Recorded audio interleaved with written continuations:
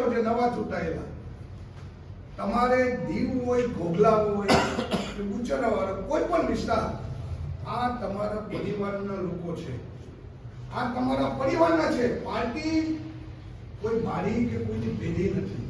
બધાને સર્વ સમાનથી માન આપો, બધાને મિટિંગમાં બોલાવો અને સંગઠન એવું કરો એરિયા વાઇઝ, ઘોઘલા, દીવ, બધા એરિયાનું, વળાંકવાડા, સાઉદવાડી. અમે તો સાઉદવાડીના લોકોને, વળાંકવાડા લોકો તો ઘણું ખેલ કરેલા છે દીવ સુધી આવતા, પણ હવે બધાને થોડી થોડી જવાબદારી સોંપવી પડશે, બધાએ સાથે રીતે કરવું પડશે. આપણે એવું નહીં માનવાનું કે ભાઈ ફલાણું ભાઈ જ કરે, આપણે નહીં કરવાનું, એવું નથી. અને મોહનભાઈ, તમને મારી ખાસ વિનંતી છે તમામ હોદ્દેદારોને કે બધા સાથે મર્યાદામાં વાત કરવી, મર્યાદામાં સાંભળવાનું. હું સ્ટ્રિક્ટલી, મને અનુભવ ખરાબ છે એટલે સૂચના આપું છું. દીવમાં ભાજપ દ્વારા મહાજન સંપર્ક અભિયાન સંદર્ભે બેઠક યોજાઈ.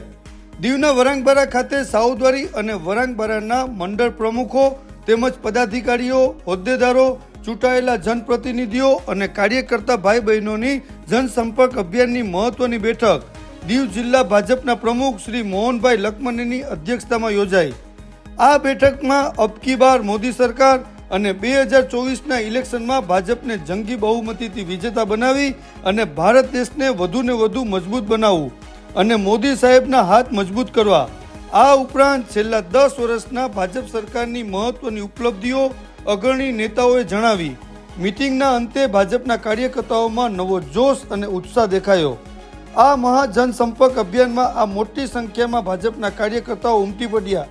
બેઠકના અંતે ભાજપ પ્રમુખ શ્રી મોહનભાઈએ દરેકનો આભાર માન્યો. કાર્યકર્તા ભાઈઓને કોઈ પ્રકારની કોઈ નાની મોટી સમસ્યા હોય તો પાર્ટીના હોદ્દેદારો છે એનો સંપર્ક કરવાનો. ફક્ત ભારતનો નહીં, વિશ્વનો પણ એના વગર ઉધાર નથી. વિશ્વ લેવલમાં ટોપમાં ટોપ અત્યારે નેતા હોય તો મોદી સિવાય આખા વિશ્વમાં કોઈ વિશ્વ, આખા વિશ્વમાં 77 રેન્ક ઉપર જે માણસ આવતો હોય એ તાકાત કેટલી છે. ને એવા માણસોને આપણે સૈનિક બન્યા હોય તો આપણે છાતી ગજગજ ફૂલી જાય અને દેશ અને આપણો વિકાસ એના સાનિધ્યની અંદર જ છે.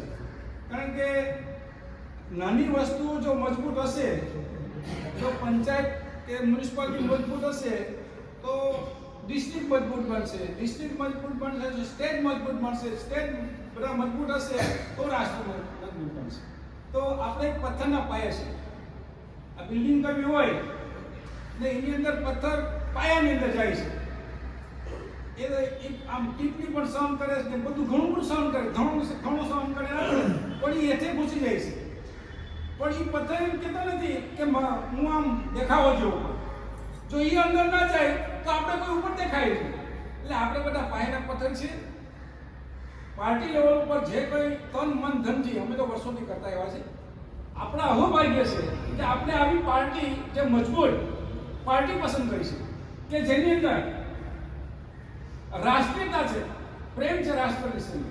આપણી જન્મભૂમિ એની અંદર પ્રેમ છે અને આપણી સંસ્કૃતિ જે આપણી હજારો વર્ષની સંસ્કૃતિ જે છે, હિન્દુ સંસ્કૃતિ, એને તાકાવવાની તાકાત છે.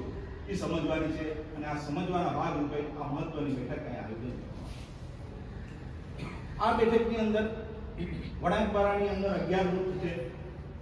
આપણે આ 11 બૂથો ઉપર મંડળ પ્રમુખની પણ સાથે અને 11 બૂથોના એ પ્રમુખોની સારી એવી નિમણૂક કરવાની છે અને એમની સાથે જે બૂથ પ્રમુખો છે એ એમની ટીમે બનાવશે અને આ ટીમ બનાવી અને આપણે આ મહાજન સંપર્ક અભિયાનનો આરંભ કરવાનો છે.